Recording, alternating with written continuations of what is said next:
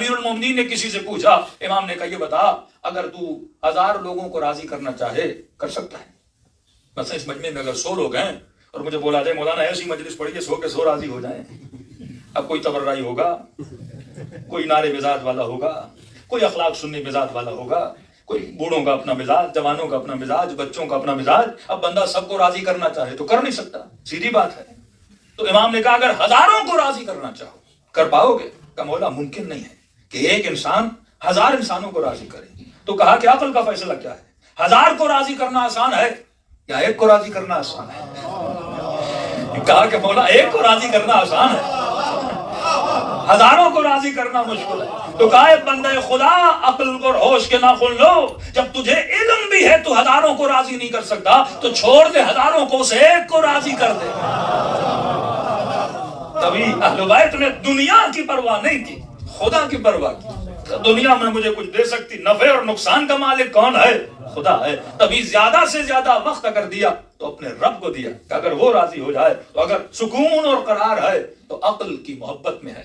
تو کہا کہ جو حسن کو دیکھ کر حسن تک رک جائے یہ کمال شیطان ہے۔ شیطان کا کام کیا ہے؟ اب شیطان فطرت کو بدل تو نہیں سکتا، ایک خوبصورت چیز کو بدصورت تو نہیں بنا سکتا، ظلم کو اچھا تو نہیں بنا سکتا، اچھے کو برا تو نہیں بنا سکتا، سیاہ کو سفید تو نہیں بنا سکتا۔ شیطان کیا کرتا ہے؟ شیطان ایک سمپل کام کرتا ہے، شیطان آپ کو ایک چیز پہ روک دیتا ہے۔ آپ چل رہے ہو، ایک خوبصورت پھول کو دیکھا، اسی پھول کے اندر آپ کو اتنا بزی کر دے گا کہ پھول سے نکلنے ہی نہیں دے گا۔ لیکن معصوم فرماتے ہیں پھول کو دیکھ کر پھول پہ رک جانا بے وقوفی ہے، پھول کو دیکھ کر اس کے خالق تک پہنچنا عقل مندی ہے۔ حسن کو دیکھ کر خالق حسن تک پہنچو۔ اور یہ جو میں نے جملہ کہا نا کہ ہر انسان پرفیکشن کے پیچھے ہے، لیکن پلیس غلط چنتا ہے۔ مصادیق جسے بولتے ہیں نا کہ مجھے پرفیکشن تک جانا ہے، کمال تک جانا ہے، لیکن میں نے کمال کو جہاں پہ کمال سمجھ رہا ہوں وہ کمال ہے ہی نہیں۔ مصداق کو بدل دینا، مثلا کرسی خلافت ہے، مصداق علی ہے، اگر کوئی مصداق بدل دے تو کیا ہوگا؟ کرسی خلافت پہ حسین ابن علی کو بیٹھنا چاہیے، کسی نے اس کا مصداق یزید بنا دیا تو ہدایت تو چلی گئی نا۔ شیطان کا کام ہے مصادیق کو بدلنا، اہل بیت کا کام ہے تجھے صحیح مصادیق دینا کہ وضع الشیء علی مکانہ، چیز کو وہاں رکھو جہاں رکھنے کے لائق ہے۔ یہی عدالت الہی کا کانسیپٹ ہے۔ ابھی یو کے میں ایک ریسرچ آئی کہ بھائی between the age of 18 to 25 ایک ینگ ایج ہے کہ اس ایج میں جب ریسرچ ہوئی اکثر جوان ان کو ڈپریشن انزائٹی کے اندر نظر آئے کہ سمجھ نہیں آتی، مال بھی ہے، دولت بھی ہے، ایجوکیشن، گھر، ہر چیز دولت نے دی ہوئی ہے، یہ اتنے ڈپریشن میں کیوں ہے؟ میں نے کہا انسان کس کے پیچھے ہے؟ کمال کے پیچھے۔ اب اس کمال کو کہاں ڈھونڈ رہا ہے؟ جسم میں، دنیا میں، کبھی ادھر کبھی ادھر، اور یہاں اس کو کبھی ملنا ہی نہیں ہے، کیونکہ عالم مادہ عالم فنا ہے۔ بچے کو چھوٹی سی مثال یا سیب لا کے رکھو، 4 دن کے بعد آؤ گے خوبصورت ترین سیب میں کیڑے پڑ جائیں گے۔ بہترین پھول لے کر آؤ، کھڑکی کے کنارے رکھو، 1 ہفتے کے بعد کیا ہو جائے گا؟ اس کا مرجھا جانا بتا رہا ہے کہ میں باکمال نہیں ہوں۔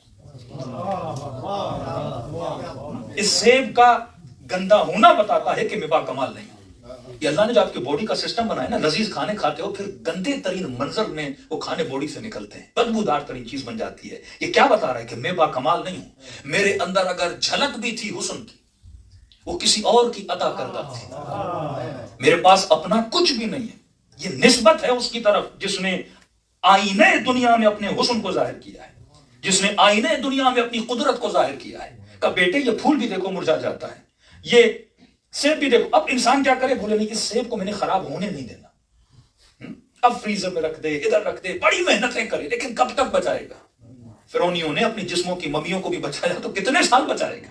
بالآخر تو فنا ہو جائے گا، پھر اس کو بچانے کا فائدہ کیا ہے؟ ایک چیز نے جب 1000 سال میں ختم ہو جانا ہے، 3 دن میں بھی ہو جاتی ہے، 1000 سال میں، بالآخر تو ہو جانا ہے نا، کسی نہ کسی ٹائم فریم میں ختم ہو جائے گا۔ تو انہوں نے کہا کہ ہم نے ایج گروپ دیکھا کہ 18 سال سے 25 سال کے جو یوتھ اور جوان تھے ان کے اندر ڈپریشن اور انزائٹی عروج پر کا ریسرچ کی ایسا کیوں ہے؟ مال بھی ہے، اب انزائٹی ڈپریشن تب ہو پاکستانیوں کو ہو نا، گھر بھی نہیں، گاڑی بھی نہیں، پیسہ بھی نہیں، مہنگا بھی ہے، بجلی بھی نہیں، گیس بھی نہیں، وہ تو دیکھو راتوں کو چائے کے ڈھابوں پہ بڑی خوشی سے بیٹھے ہوئے ہیں، اور یہاں سب کچھ ہے، جناب پریشان ہے۔ کہ کلب کیوں جاتے ہیں؟ کہ غم بھلانے کے لیے، وہ چائے کے کپ پیے جا رہا ہے، اسے کلب جانے کی ضرورت نہیں۔ اتنا کچھ دیا ہے، یہ بھی تو بیچارے پریشان ہوتے ہیں کہ ہم نے اتنی فیسلٹیز دی ہیں، لیکن آئے دن دیکھو یہ پریشانی کے عالم میں، آئے دن دیکھو یہ ڈپریشن میں. تو ایک ریسرچ کی انہوں نے کہ یہ ڈپریشن ہو کس چیز کی وجہ سے رہا ہے. تو ریسرچ ہوئی کہ پتا چلا یو کے نوجوان لڑکے اور لڑکیاں انسٹاگرام بڑا یوز کرتے ہیں. کہ ڈپریشن کی وجہ ہے انسٹاگرام.